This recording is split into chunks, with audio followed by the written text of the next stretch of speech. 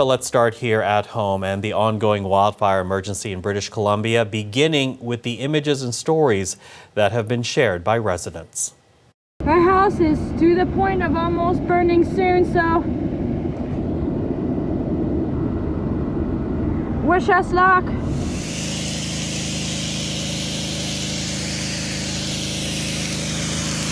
But the fire's been moving so fast that we just can't keep ahead of it. So we're just praying that our cattle have made it out. Those ones have just gone. The whole village is going. Is it 72 hours now? But it seems like a month since we got in the car and just drove literally for our lives.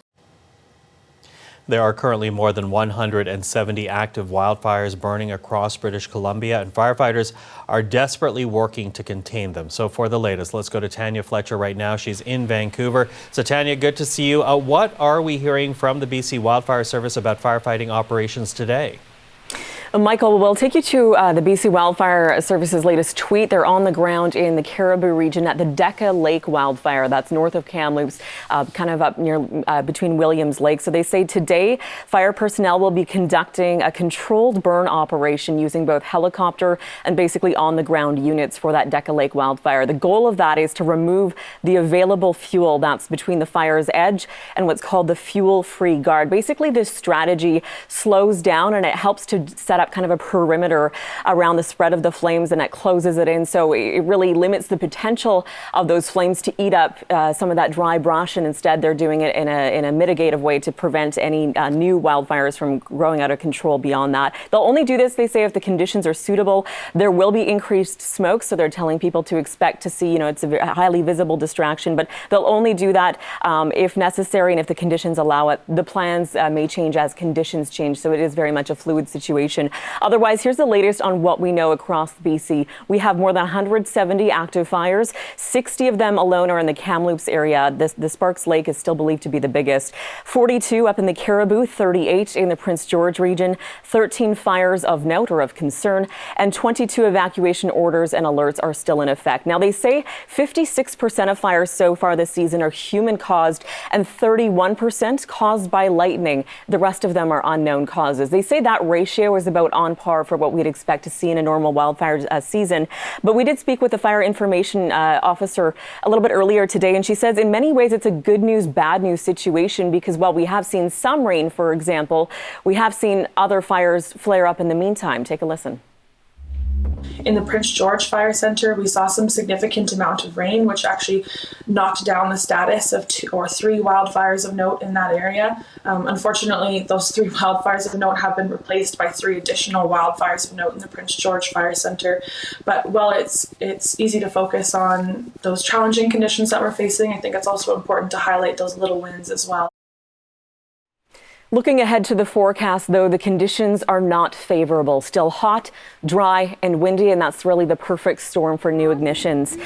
Taking a look, though, the activity earlier in the year, we're seeing it start up much sooner than historically is normal. They're saying we're seeing really mid-August conditions, and we're barely into July at this point. They say June was much drier than usual. That's, of course, in large part to the heat dome that started on the west coast and is moving east. The positive side is that temperatures, of course, aren't quite as hot as they were with the heat wave. The winds have died off a little bit. We have seen some rain, but there is still big thunderstorm potential, and that's what they'll be watching, particularly closer to the Alberta border, so through the Okanagan and through the Kootenays, and especially in the southeastern corner of the province is where we'll see that potential for lightning in the next day or two here, Michael. Okay, so we're watching out for that. But, I also want to talk about the 2 people now confirmed dead out of the Lytton fire. What can you tell us about them? Yeah, so we did hear from family that there were 2 reports of fatalities, in this last several days. The BC Coroners Service said they had no reason not to believe that that was the case, but that they hadn't been able to access the site simply because it was too hazardous for several days since because of the toxic smoke and so on. So finally, the BC Coroners Service late yesterday was able to get in there with RCMP and confirm now that, yes, there are 2 fatalities, at least in this case. And it's believed to be connected to the story of Paul Chapman, son. We heard from him on Friday, and he says that his 2 parents perished in the fire, and we heard the harrowing story of when the flames encroached. He says on their property they had dug a trench that was meant to be for a septic tank.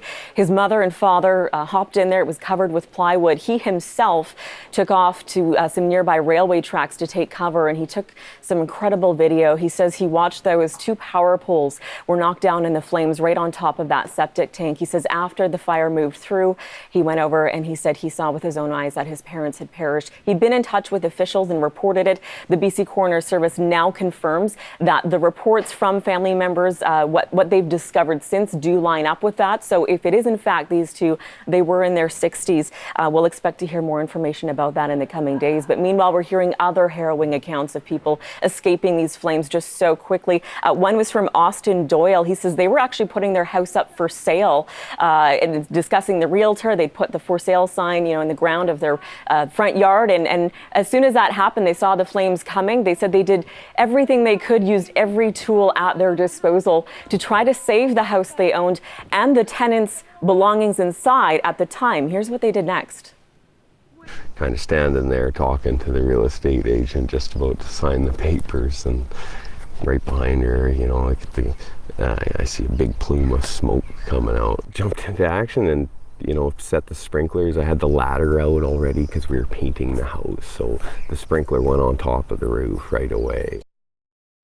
So thankfully, his house in the end was saved, Michael. Now, do we have any idea at this point, Tanya, how many people remain unaccounted for in Lytton? No, and that's still a frustration for many, as there's been very few details on even the ballpark or initial estimates of how many people may be unaccounted for. And the reason they say is because people scatter to so many different areas that they really haven't been able to get a good idea of who is where at this point. So Emergency Management BC says they're still trying to connect loved ones with each other.